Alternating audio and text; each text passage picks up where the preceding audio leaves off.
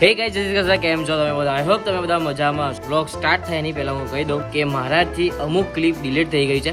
જે 11 તારીખનો જે વ્લોગ હતો એની અમુક એટલે 2-3 ક્લિપો ડિલીટ થઈ છે, વધારે નહીં થઈ. અને એમાં એટલું કંઈ ખાસ હતું નહીં, ખાલી મેં સ્ટાર્ટ કર્યો તો વ્લોગ એટલું હતું. કેમ કે મેં વ્લોગ આ 3 દિવસમાં એટલો કર્યો જ નહોતો. કેમ કે ક્યાંથી કરું, આખો દિવસ વાંચતો હોય અને જ્યાં બ્રેક મળે ત્યાં એવું લાગે કે વ્લોગ કરું. તો આવું હતું. કંઈ નહીં, તમે વ્લોગ જોઈ લો. તો અત્યારે મારો મોબાઈલ સખત હીટ થઈ ગયો છે. એના કારણે ફ્લેશ ચાલુ થતી નહીં અને બ્લોગ પણ અપલોડ નહીં થયો. એનું કારણ છે કે હું બ્લોગની એડિટિંગ બાકી હતી, તો પછી એ પતાવી અને મને એમાં લેટ થઈ ગયું અને વાંચવાનું મારે અડધું બાકી છે. તો અત્યારે બસ વાંચતો જ હતો. ક્યાં ગઈ ચોપડી? આરે નોટ આવી. તો આમાંથી હું વાંચતો હતો અને જો બ્લોગ એક્સપોર્ટ કરવાનું એક્સપોર્ટ ક્યાં અપલોડ કરવાનું બાકી છે. તો ફટાફટ અપલોડ કરીએ. અને વાગી રહ્યા છે, તમે જુઓ કેટલા વાગ્યા છે. અને હમણાં મારા જોડે શું થયું ખબર? હું છે ને એસી ચાલુ કરી ક્યારનો ધાબા ઉપર જઈને વાંચતો હતો અને પછી નીચે આવીને જોયું, મેં કહ્યું આટલું બધું ઘરમાં ઠંડુ કેમ લાગે છે? પછી આવીને જોયું તો એસી ચાલુ હતી, એ પણ 16 ઉપર. તો ક્યારની ચાલુ છે, લગભગ કલાક ઉપર થઈ ગયું અને એમની એમ ચાલુ છે. જો મમ્મી હોત ને તો મારી નાખત, અને મમ્મી લોકો છે નહીં ઘરે એટલે વાંધો નહીં.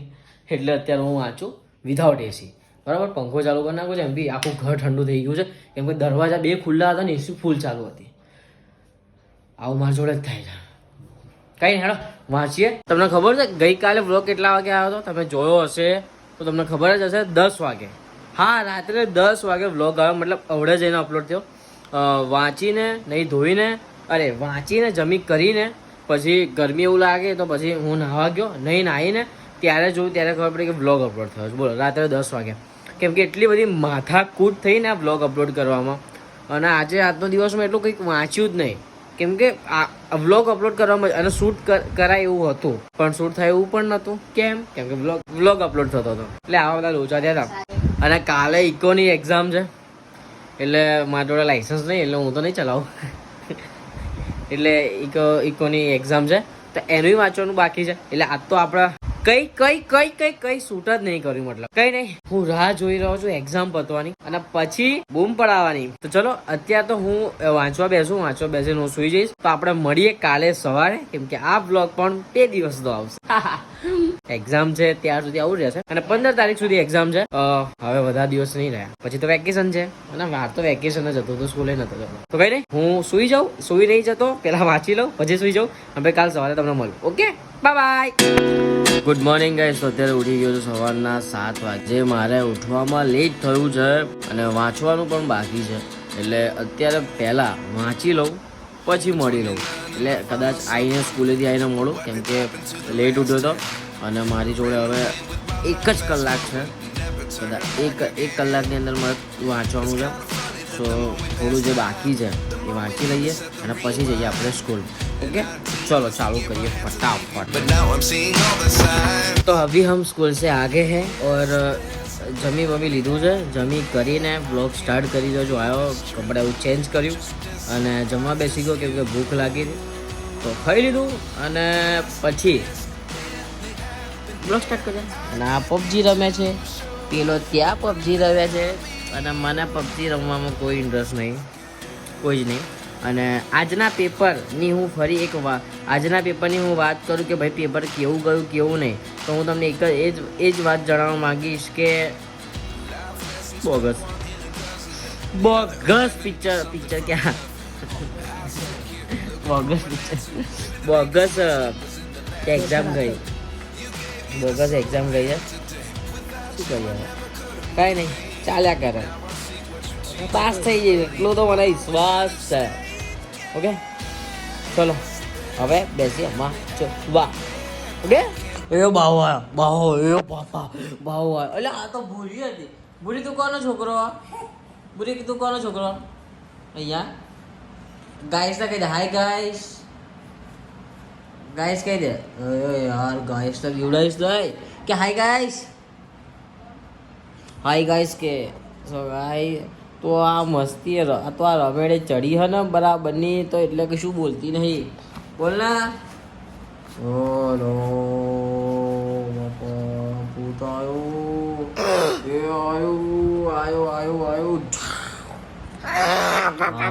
ઓ બાપા હું ડરી ગયો. ભૂરી તું કોનો છોકરો? યાર ભૂરી ગુસ્સો કરશે જો. ભૂરી સુપરમેન પંચ માર. સુપરમેન પંચ. સુપરમેન આ મારો સુપરમેન ઇધર આ મારો છોકરો આવી ગયો. આઈ જા મારો છોકરો આવી ગયો. आप किसके लड़के हो? आप किसके लड़के हो? आप मेरे लड़के हो? અહીંયા છોકરી છોકરો છે તો નહીં છોકરા તો મસ્તી મત કર છોકરે ગાંડે છોકરે. શું બાવો બની જઈશ? ના બાવો ના બનીશ.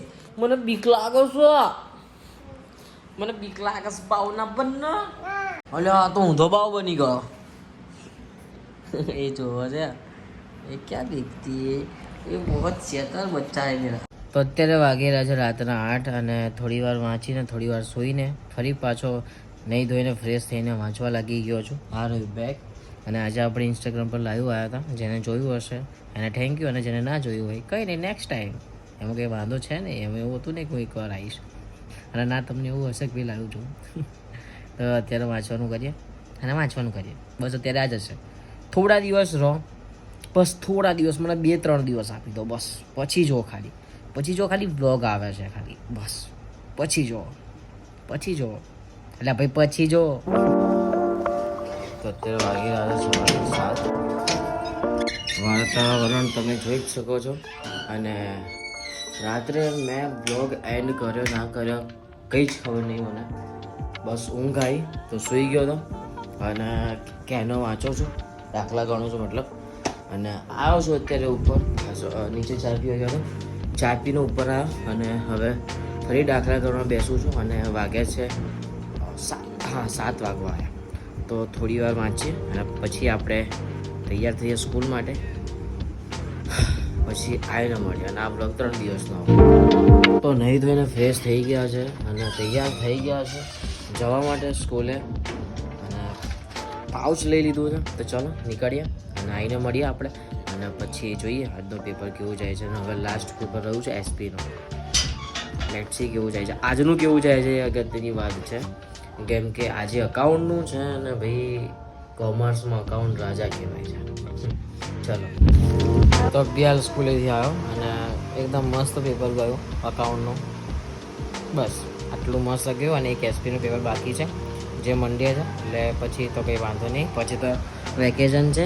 અને મેક્સભાઈ અહીંયા સૂતા છે. અને મેક્સભાઈ છે ને બધાને બચકા ફરવા જાય છે, અટેક કરે છે મેક્સ. કેમ કે અહીંયા છે ને જેટલા રહે છે એમનો વોઇસ આને ખબર છે. અને પણ કોઈ બીજો અલગ વ્યક્તિ આવે તો એને ખબર પડી જાય છે, બહારનો વ્યક્તિ આવે તો એ તરત જ અટેક કરવા જાય છે અને દીવાઈ જાય માણસ.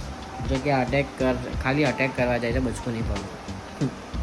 પણ ખબર નહીં બચકું ફરી બી લે. એમ એકસુડી કેમ આવું કરે એકસુડી.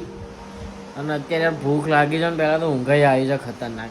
એટલે આજે તો હું કંઈ વાંચીશ નહીં, સૂઈ જવું છે. સાંજે જોઈશું વાંચવાનું મન થાય છે કે નહીં થતું. તો પેલા ખાઈ બહીને સૂઈ જાઉં. કેમ કે બહુ ખતરનાક ભૂખ લાગી છે ને ઊંઘ પણ આવી છે. ઓકે ગાઈસ, તો અત્યારે અમે લોકો આવ્યા છે. અહીંયા સેલ ચાલી રહ્યું છે. એમાંથી મમ્મીએ આ ડબ્બો લીધો હતો, પણ આ 20 રૂપિયા નહોતો લીધો, 120 રૂપિયા લીધો હતો. અને એ ડબ્બો છે ને તૂટેલો આવ્યો હતો. તો મમ્મીએ કીધું ચા બદલીએ. ખબર નહીં તૂટેલો બતાય, ખબર નહીં આ લોકો બદલી આપે છે કે નહીં બદલી આપતા. ખાલી લખ્યું છે 20 રૂપિયા, બાકી અંદર બધી વસ્તુનો અલગ અલગ પ્રાઇસ. તો ભાઈ સબ ફાઇનલી આપણે લોકોએ બદલી દીધો છે ડબ્બો. એટલે એ જ કલર લીધો છે પણ બદલી ના. ચલો હાલો ઘરે જઈએ.